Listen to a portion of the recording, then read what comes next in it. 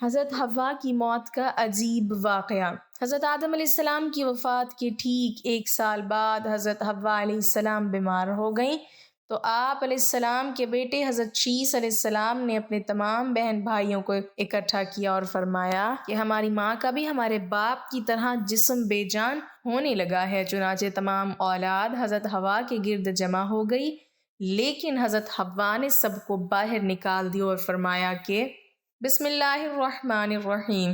حضرت آدم علیہ السلام سے پہلے دنیا میں کیا تھا؟ یہ وہ سوال ہے جو ہم سب کے ذہن میں آتا ہے کہ کائنات میں انسانوں کے بسنے سے پہلے آخر کیا تھا؟ ایک صحابی نے حضور صلی اللہ علیہ وسلم سے سوال کیا کہ اے اللہ کے رسول صلی اللہ علیہ وسلم، زمین اور آسمان کو پیدا کرنے سے پہلے ہمارا پروردگار کہاں تھا؟ آپ صلی اللہ علیہ وسلم نے فرمایا کہ تب اللہ کے سوا اور کچھ نہیں تھا، پھر اس نے پانی پر اپنا عرش بنایا، گویا یہ اس کائنات کی ابتدا تھی۔ پھر اللہ نے قلم کو پیدا کیا اور اس کو حکم دیا کہ لکھ، اور قلم نے اللہ تعالیٰ کے حکم اور اس کے علم سے قیامت تک ہونے والا سب کچھ لوح محفوظ میں لکھ دیا۔ اس کے بعد آسمان اور زمین کی 6 دن میں تخلیق کی گئی۔ یمن سے آئے ہوئے ایک وفد نے حضور صلی اللہ علیہ وسلم سے کہا کہ ہم آپ سے دین کی سمجھ اور قلم کی ابتدا جاننے کے لیے آئے ہیں، تو آپ صلی اللہ علیہ وسلم نے فرمایا جس کا مفہوم یہ ہے کہ سب سے پہلے صرف اللہ تھا، اس کا عرش پانی پر تھا، پھر اس نے قلم کو پیدا کیا، اس قلم نے لوح محفوظ پر قیامت تک ہونے والے تمام واقعات لکھ دیے، پھر آسمان اور زمین کو پیدا کیا گیا۔ اس کی جو ترتیب ہمیں روایت سے پتہ چلتی ہے وہ کچھ یوں ہے کہ اللہ تعالیٰ نے ہفتے کے دن مٹی یعنی زمین کو پیدا کیا۔ جب اللہ نے زمین بنائی تو وہ کانپنے لگی، پھر اللہ نے اتوار کو اس میں پہاڑ بنائے، زمین کو سہارا دینے کے لیے ایسے جیسے اس میں کیل ٹھوک دیے، اس سے زمین ساکن ہو گئی۔ پیر کے دن اس میں درخت اگائے، منگل کے دن تکالیف، مصیبتیں، جراثیم اور بیماریاں بنائیں، بدھ کے دن نور کو پیدا فرمایا، جمعرات کو زمین میں چوپائے بنائے اور انہیں زمین پر پھیلا دیا، اور پھر جمعے کے دن کی آخری گھڑیوں میں یعنی عصر کے بعد حضرت آدم علیہ السلام کو پیدا فرمایا۔ گویا اللہ تعالیٰ نے انسان کی پیدائش سے پہلے اس کی آسائشوں کے لیے زمین اور اس پر ضرورت کی تمام اشیاء پیدا فرما دی تھی، یعنی مخلوق کی ابتدا میں آخری نمبر پر انسان کو پیدا کیا گیا، اور نسل انسانی میں سب سے پہلی تخلیق حضرت آدم علیہ السلام کی تھی۔ وہ تمام انسانوں کے باپ ہیں۔ انسانوں کی پیدائش سے پہلے فرشتوں اور جنوں کی تخلیق بھی ہو چکی تھی۔ فرشتے اللہ تعالیٰ کی وہ مخلوق ہیں جن کا اصل ٹھکانہ آسمان ہے، اور وہ زمین والوں کے لیے استغفار کرتے ہیں۔ فرشتوں کو نور سے پیدا کیا گیا جبکہ جنوں کی پیدائش آگ سے کی گئی، اور انسانوں کی تخلیق مٹی سے ہوئی۔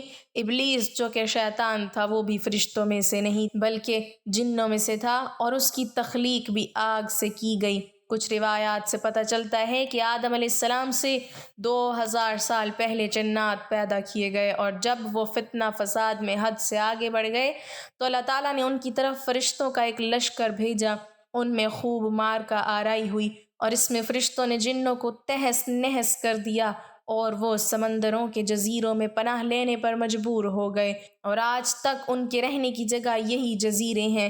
ابلیس یعنی شیطان جو کہ جنات کا سردار ہے، اس کا ایک تخت ہے اور وہ تخت پانی پر ہے۔ ابلیس کا اصل نام عزازیل تھا، اور اس کی نافرمانی کے بعد اسے ابلیس کا نام دیا گیا۔ ابلیس کا وہ تخت حقیقتاً کس جگہ پر ہے یہ ہم نہیں جانتے۔ خیر، جب اللہ تعالیٰ نے زمین کو انسانوں کے ذریعے سے آباد کرنا چاہا تو انسان کی تخلیق فرمائی، کیونکہ جنوں میں انسان جتنی فہم و فراست نہیں تھی۔ کہا جاتا ہے کہ جنوں میں سب سے زیادہ علم رکھنے والا جن انسانوں میں سے ایک 10 سالہ بچے کے برابر عقل رکھتا ہے۔ اللہ نے انسان کی تخلیق کر کے اس میں روح پھونکی، پھر اللہ نے فرشتوں سے فرمایا کہ میں زمین پر اپنا نائب بنانے والا ہوں۔ فرشتوں نے اللہ سے پوچھا کہ ایسی مخلوق کو کیوں پیدا کرتا ہے جو زمین پر فساد کرے اور خون بہائے، اور ہم ہر وقت تیری تعریف اور پاکیزگی بیان کرتے ہیں۔ جس پر اللہ تعالیٰ نے فرمایا کہ جو کچھ میں جانتا ہوں وہ تم نہیں جانتے۔ فرشتوں کے اس سوال کے 2 مقاصد تھے۔ پہلا یہ کہ کیا یہ بھی جنوں کی طرح زمین پر فساد کریں گے، اور دوسرا یہ کہ کیا ہم سے تیری عبادت میں کوئی کوتاہی ہوئی ہے۔ بہرحال جب اللہ تعالیٰ نے حضرت آدم علیہ السلام کو پیدا کیا تو زمین سے مٹی لانے کا حکم دیا، پھر اللہ کے پاس اس کے حکم کے مطابق مٹی لائی گئی۔ وہ مٹی اللہ تعالیٰ نے پوری زمین سے اٹھوائی تھی۔ یہی وجہ ہے کہ حضرت آدم علیہ السلام کی اولاد زمین کے رنگ کے مطابق ہی ظاہر ہوئی، بعض سرخ، بعض سفید، بعض سیاہ اور بعض اس کے درمیان۔ اس مٹی کو پانی سے تر کیا گیا تو یہ تین بن گئی۔ قرآن مجید میں بعض جگہ انسان کی تخلیق کے لیے تراب کا لفظ آیا ہے، یعنی کہ خشک مٹی، اور بعض دفعہ تین کا لفظ آیا ہے جو کہ بھیگی ہوئی یا تر مٹی کو کہتے ہیں۔ جب پانی کو مٹی سے بھگویا گیا تو وہ لیس دار ہونا شروع ہو گئی، پھر اللہ تعالیٰ نے خود اپنے مبارک ہاتھوں سے اس مٹی سے انسان کا ڈھانچہ تیار فرمایا۔ اللہ تعالیٰ نے انسان کی تخلیق فرشتوں کے سپرد نہیں کی، بلکہ انسان کو خود ایک مورتی کی صورت میں ڈھالا۔ اس کے بعد ایک مقررہ مدت تک اس کو چھوڑے رکھا، یہاں تک کہ وہ گیلی مٹی خشک ہو گئی اور اس کا رنگ سیاہ ہو گیا اور اس میں سے بدبو آنے لگی۔ پھر وہ خشک ہو کے کھنکھناتی مٹی بن گئی اور آخر میں آگ پر پکی ہوئی مٹی کی صورت اختیار کر گئی، جسے قرآن پاک میں فخار کہا گیا ہے۔ اس مٹی کے لیے اور بھی کچھ الفاظ قرآن مجید میں ملتے ہیں، مثلاً ہمایون یعنی سیاہ مٹی، مسنون یعنی بدبودار مٹی، صلصال یعنی کھنکھنا کر بولنے والی مٹی۔ تخلیق آدم اللہ تعالیٰ کا ایک کرشمہ ہے۔ انسانوں کو ایک بہترین شکل عطا کی گئی۔ اس وقت انسان کا قد بہت لمبا تھا اور ان کے بعد آنے والے لوگوں کے قد گھٹتے چلے گئے۔ انسانوں میں سب سے لمبا قد حضرت آدم علیہ السلام کا تھا۔ ایک روایت میں حضرت آدم علیہ السلام کا قد 60 ہاتھ بیان کیا گیا ہے۔ بہرحال جب اللہ تعالیٰ نے انسان کا ڈھانچہ بنا کر اسے خشک ہونے کے لیے ایک مقررہ مدت تک چھوڑے رکھا تو ابلیس یعنی شیطان اس کے ارد گرد چکر کاٹنے لگا۔ وہ اس ڈھانچے کو ٹھوکر مارتا تو اس میں سے ایسی آواز آتی جیسے خالی مٹی کے مٹکے سے آتی ہے، اور اس نے دیکھا کہ یہ ڈھانچہ پیٹ والا ہے تو وہ سمجھ گیا کہ یہ مخلوق اپنے آپ پر قابو نہیں رکھ پائے گی۔ حضرت آدم علیہ السلام میں روح ڈالنے سے پہلے فرشتوں کا گزر اس ڈھانچے کے پاس سے ہوا تو وہ گھبرا گئے، اور ابلیس بھی ڈھانچے کے آس پاس سے گزرتا تو ٹھوکر مار کر کہتا کہ تجھے کسی خاص مقصد کے لیے پیدا کیا گیا ہے۔ یہ کہہ کر وہ اس کے منہ کے راستے میں داخل ہو جاتا اور کمر کے راستے باہر آ جاتا، اور پھر اس نے فرشتوں سے کہا کہ اس سے گھبرانے کی کوئی ضرورت نہیں ہے، اگر مجھے اس پر مسلط کیا گیا تو میں اسے ہلاکت میں ڈال دوں گا، اور اگر اسے مجھ پر مسلط کیا گیا تو میں یقیناً اس کی نافرمانی کروں گا۔ یعنی ابھی حضرت آدم علیہ السلام میں اللہ تعالیٰ نے روح بھی نہیں پھونکی تھی، تب سے ابلیس کی انسان سے عداوت اور دشمنی واضح تھی۔ پھر اللہ تعالیٰ نے حضرت آدم علیہ السلام میں اپنی روح پھونکی۔ جیسے ہی روح اس مجسمے میں سر کی طرف سے داخل کی گئی تو حضرت آدم علیہ السلام کو چھینک آ گئی۔ حضرت آدم علیہ السلام سے کہا کہ الحمدللہ کہیے۔ انہوں نے کہہ دیا۔ اللہ تعالیٰ کی اس تعریف کے جواب میں اللہ تعالیٰ نے فرمایا کہ تجھ پر تیرا رب رحم فرمائے۔ جب روح ان کی آنکھوں میں داخل ہوئی اور ان کی آنکھوں نے جنت کے پھلوں کو دیکھا تو غور و فکر کرنے لگے۔ پھر روح پیٹ میں داخل ہوئی تو کھانے کی طلب ہوئی، یعنی روح ابھی ٹانگوں تک نہیں پہنچی تھی اور کھانے کی خواہش محسوس ہونے لگی۔ جب حضرت آدم علیہ السلام میں روح پھونک دی گئی تو اللہ تعالیٰ نے ان کی پشت مبارک پر ہاتھ پھیرا، جس سے قیامت تک کے آنے والے تمام انسان باہر آ گئے۔ حضرت آدم علیہ السلام کی تمام اولاد ان کے سامنے ظاہر ہو گئی۔ یہ بات قرآن اور احادیث سے بھی واضح ہے۔ پھر اللہ نے اولاد آدم سے انہی کے بارے میں اقرار لیا کہ کیا میں تمہارا رب نہیں؟ تو تمام انسانوں نے جواب دیا کہ ہم اقرار کرتے ہیں کہ تو ہی ہمارا رب ہے۔ اللہ تعالیٰ نے حضرت آدم علیہ السلام میں اپنی روح پھونک کر فرشتوں اور جنوں سے انسان کو سجدہ کرنے کا حکم دیا۔ ابلیس کے علاوہ سب نے حضرت آدم علیہ السلام کو سجدہ کیا۔ اللہ تعالیٰ نے ابلیس سے پوچھا کہ تجھے کس چیز نے سجدے سے روک دیا؟ تو اس نے جواب دیا کہ تو نے مجھے آگ سے پیدا کیا ہے اور اسے مٹی سے، گویا میں اس سے بہتر ہوں۔ اللہ تعالیٰ نے اس کی سرکشی پر اسے سزا دیتے ہوئے فرمایا اس جنت سے اتر جا، تجھے کوئی حق حاصل نہیں جنت میں رہ کر تو تکبر کرے۔ ابلیس نے جواب میں کہا کہ مجھے قیامت تک مہلت دے دیجئے، یعنی کہ اتنی لمبی عمر دے دیجئے کہ قیامت تک مجھے موت نہ آئے، جبکہ تمام انسانوں کو دوبارہ زندہ کیا جائے گا۔ اللہ تعالیٰ نے فرمایا کہ تجھے ایک وقت مقررہ تک مہلت دے دی گئی۔ پھر ابلیس نے کہا کہ میں قسم کھاتا ہوں کہ میں انسانوں کی گمراہی کے لیے تیرے سیدھے راستے پر بیٹھ جاؤں گا، پھر میں ان کے آگے سے، پیچھے سے، دائیں سے اور بائیں سے ان کے پاس آؤں گا اور تو انہیں شکر گزار ہرگز نہیں پائے گا سوائے ان کے جو تیرے مخلص بندے ہوں گے، اور وہ میرے بہکاوے میں نہیں آئیں گے۔ اللہ نے اسے ذلیل و خوار کر کے وہاں سے نکال دیا اور فرمایا کہ ان میں سے جو شخص بھی تیرا حکم مانے گا میں ایسے تمام لوگوں سے جہنم کو بھر دوں گا، اور میرے بندوں پر تیرا کوئی غلبہ نہیں ہوگا۔ اس طرح یہ واضح ہوا کہ سب سے پہلا گناہ تکبر تھا، اسی لیے علماء کرام کے مطابق تمام گناہوں کی جڑ تکبر ہے۔ اللہ نے حضرت آدم علیہ السلام کو جاہل نہیں بلکہ علم والا پیدا کیا تھا۔ جب اللہ نے حضرت آدم علیہ السلام میں مکمل روح ڈال دی تو وہ اپنے پیروں پر کھڑے ہو گئے، تو اللہ نے انہیں حکم دیا کہ جاؤ فرشتوں کی جماعت کو السلام علیکم کہو۔ حضرت آدم علیہ السلام کے سلام کے جواب میں انہوں نے وعلیکم السلام ورحمۃ اللہ کہا۔ اللہ تعالیٰ نے فرمایا کہ یہ تیرا اور تیری اولاد کا آپس میں ایک دوسرے کو تحفہ اور ہدیہ ہے۔ اللہ تعالیٰ نے حضرت آدم علیہ السلام کو ابتدا میں ہی تمام نام سکھا دیے۔ وہ اللہ تعالیٰ کے حکم سے آسمان اور زمین کی ہر چیز کا نام اور ان کا استعمال جانتے تھے۔ اللہ تعالیٰ نے ان تمام چیزوں کا نام جب فرشتوں سے پوچھا تو وہ ان چیزوں کے نام نہیں جانتے تھے۔ پھر حضرت آدم علیہ السلام نے ان تمام چیزوں کے نام بتائے۔ تب اللہ تعالیٰ نے فرشتوں سے فرمایا کہ کیا میں نے تمہیں نہیں کہا تھا کہ میں وہ جانتا ہوں جو تم نہیں جانتے؟ پھر ایک روز جب حضرت آدم علیہ السلام سو رہے تھے تو اللہ تعالیٰ نے ان کی بائیں پسلی سے حضرت حوا علیہ السلام کو پیدا فرمایا اور انہیں حضرت آدم علیہ السلام کا ہم سفر بنایا۔ جب حضرت آدم علیہ السلام بیدار ہوئے تو انہوں نے حضرت حوا علیہ السلام کو پاس بیٹھے دیکھا۔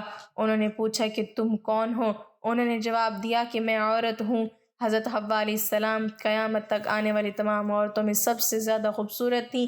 حضرت آدم اور حضرت حوا علیہ السلام دونوں جنت میں رہتے تھے۔ انہیں نور کا لباس پہنایا گیا۔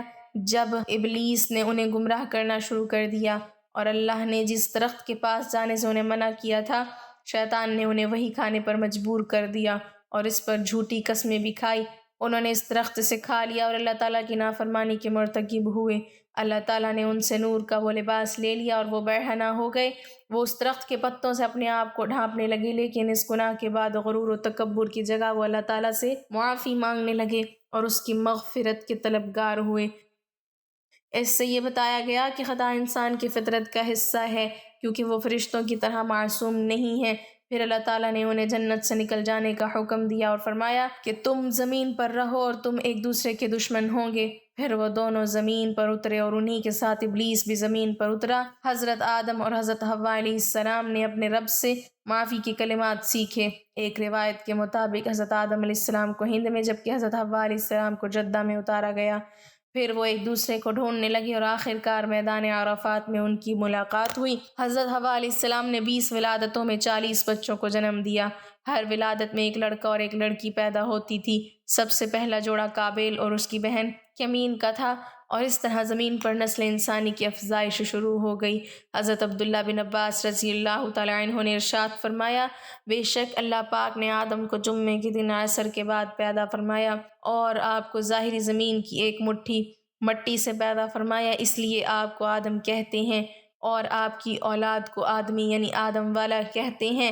حضرت آدم علیہ السلام کا مبارک خمیر جس مٹی سے تیار ہوا اس سے بچ جانے والی مٹی شریف سے کھجور کا درخت بنایا گیا، جیسا کہ حضرت مولا علی رضی اللہ تعالیٰ عنہ بیان کرتے ہیں کہ حضور صلی اللہ علیہ وسلم نے ارشاد فرمایا کہ کھجور کا احترام کرو کیونکہ یہ تمہارے والد حضرت آدم علیہ السلام کی بچی ہوئی مٹی سے پیدا کی گئی ہے۔ اللہ پاک نے حضرت آدم علیہ السلام کو بغیر ماں باپ کی مٹی سے پیدا فرمایا۔ اللہ پاک نے حضرت آدم علیہ السلام سے حضرت بی بی حوا کو پیدا فرمایا۔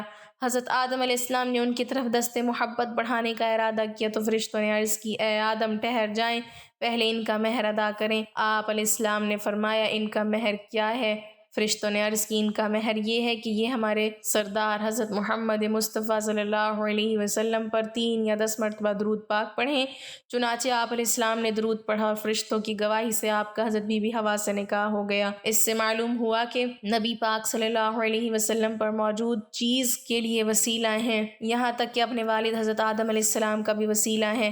حضرت آدم علیہ السلام نے 960 برس کی زندگی پائی جبکہ آدم علیہ السلام کی زندگی 1000 سال کی تھی، کیونکہ جب آدم علیہ السلام جنت میں تھے تو اللہ تعالیٰ نے حضرت آدم کو ان کی تمام اولاد جن جن کی نبوت ملنی تھی، ان کی شخصیت، ان کی عمر حضرت آدم علیہ السلام کے سامنے واضح کر دی۔ آپ نے جب حضرت داؤد علیہ السلام کی عمر کو 60 سال تک دیکھا تو اللہ سے کہنے لگے، اے اللہ پاک، میری عمر کے 40 سال میرے پوتے داؤد کو دے دو۔ تو یوں آپ کی دعا قبول ہو گئی۔ اللہ نے آدم علیہ السلام کو 2 فرزند عطا کیے، ہابیل اور قابیل، لیکن شیطان کے وسوسوں کی وجہ سے جب قابیل کے ہاتھوں ہابیل قتل ہوئے تو حضرت آدم علیہ السلام اندر سے ٹوٹ گئے اور بار بار اللہ کے دربار میں دعا مانگنے لگے۔ ایک دن حضرت جبرائیل علیہ السلام حضرت آدم علیہ السلام کے پاس آئے اور فرمایا، اے آدم، اللہ تمہیں ایسا بیٹا دینے والے ہیں جس کے نسب سے انبیاء اور اولیاء زمین تک پہنچیں گے، اس کا نام شیس رکھنا۔ شیس کا مطلب ہے کہ اللہ کا عطا کیا گیا تحفہ۔ اور یوں اللہ نے آدم کی نسل کو زمین پہ بھیجا۔ جب حضرت آدم علیہ السلام کا آخری وقت آیا تو آپ نے اپنے بیٹوں سے کہا کہ میرا دل کرتا ہے کہ میں جنت کا پھل کھاؤں۔ آپ کے بیٹے زمین پر جنت کے پھل ڈھونڈنے لگے۔ اچانک سے ان کو فرشتے ملے اور کہنے لگے، اے بنی آدم، کہاں جا رہے ہو؟ انہوں نے کہا، ہم اپنے بابا کے لیے جنت کا پھل ڈھونڈ رہے ہیں۔ ان فرشتوں نے کہا، جاؤ، تمہارے بابا چند دنوں کے مہمان ہیں۔ تمام فرزند دوڑتے ہوئے آپ کے پاس پہنچے۔ آپ بستر بیماری پر اللہ کا ذکر فرما رہے تھے، بس اتنے میں موت کا فرشتہ آن پہنچا۔ جیسے ہی حضرت حوا نے موت کا فرشتہ دیکھا تو حضرت آدم سے لپٹ گئیں۔ حضرت آدم علیہ السلام نے فرمایا، اے حوا، مجھ سے دور ہٹ جائیں، ایک مرتبہ پہلے بھی آپ کی وجہ سے جنت سے نکالا گیا ہوں، آج اللہ اور ان کے فرشتوں کے درمیان حائل نہ ہو۔ پھر آپ ان فرشتوں سے مخاطب ہو کر کہنے لگے، اے فرشتہ موت، کیا بھول تو نہیں ہو گئی؟ میں نے اللہ سے سنا تھا کہ میری عمر 1000 سال کی ہے، ابھی تو مجھے 960 برس ہوئے ہیں۔ ملک الموت نے کہا کہ اے اللہ کے نبی، آپ نے خود ہی فرمایا تھا کہ آپ کی عمر کے 40 سال آپ کے پوتے حضرت داؤد علیہ السلام کو دے دیے جائیں۔ بس حضرت آدم علیہ السلام کی روح قبض کی گئی، آپ کو غسل فرشتوں نے دیا اور جنت کی خوشبو آپ کے جسم مبارک کو لگائی گئی۔ پھر آپ کی نماز جنازہ فرشتوں نے حضرت جبرائیل علیہ السلام کے پیچھے ادا کی۔ زمین کھود کر آپ کی تدفین ہوئی اور تمام انسانوں کے نزدیک اللہ کا یہ حکم نافذ ہوا کہ جب بھی کسی کا انتقال ہو اس کے جسم کو ایسے ہی تدفین کرنا۔ آج بھی ان فرشتوں کی سنت پر اہل ایمان عمل کر کے اپنے بزرگوں کی تدفین کرتے ہیں۔ جب حضرت آدم علیہ السلام کی روح قبض کرنے کے لیے فرشتہ پہنچا تو آپ کے بیٹے، جس کو آپ نے اپنا جانشین بنایا تھا، حضرت شیس علیہ السلام سے کہنے لگے، اے میرے جانشین، میں نے اللہ سے سنا تھا عین قریب اس زمین پر ایک طوفان آئے گا، اگر تم اس وقت تک موجود رہو تو میرے جسم کو اس کشتی میں سوار کرنا جو نجات کا وسیلہ ہے، اگر تم اس وقت تک زندہ نہ رہو تو اپنی اولاد کو وصیت کرنا کہ میرے جسم کو کشتی نوح میں سوار کرے۔ تاریخ میں لکھا ہے کہ جب طوفان نوح آیا تو حضرت نوح علیہ السلام نے اپنی کشتی میں حضرت آدم علیہ السلام اور حضرت حوا کے جسم مبارک کو سوار کیا اور بیت المقدس یا عراق میں اس جگہ تدفین کی جہاں انہوں نے اپنی قبر بنائی۔ آدم علیہ السلام کی وفات کے ٹھیک 1 سال بعد حضرت حوا علیہ السلام بیمار ہو گئیں تو آپ علیہ السلام کے بیٹے حضرت شیس علیہ السلام نے اپنے تمام بہن بھائیوں کو اکٹھا کیا اور فرمایا کہ ہماری ماں کا بھی ہمارے باپ کی طرح جسم بے جان ہونے لگا ہے۔ چنانچہ تمام اولاد حضرت حوا کے گرد جمع ہو گئی، لیکن حضرت حوا نے سب کو باہر نکال دیا اور فرمایا کہ ابھی باہر جاؤ، مجھے فرشتوں سے ملنے دو، جب میری روح پرواز کر جائے تو اندر آ جانا۔ اللہ سے دعا ہے کہ وہ ہمیں تمام برائیوں سے دور فرما کر نیک عمل کرنے کی توفیق عطا فرمائے اور ہمیں نبی پاک صلی اللہ علیہ وسلم اور ان کے آل پاک سے سچی و پکی محبت عطا فرمائے، آمین۔ ناظرین، کمنٹ باکس میں اللہ تعالیٰ کے 99 ناموں میں سے ایک نام ضرور ٹائپ کریں۔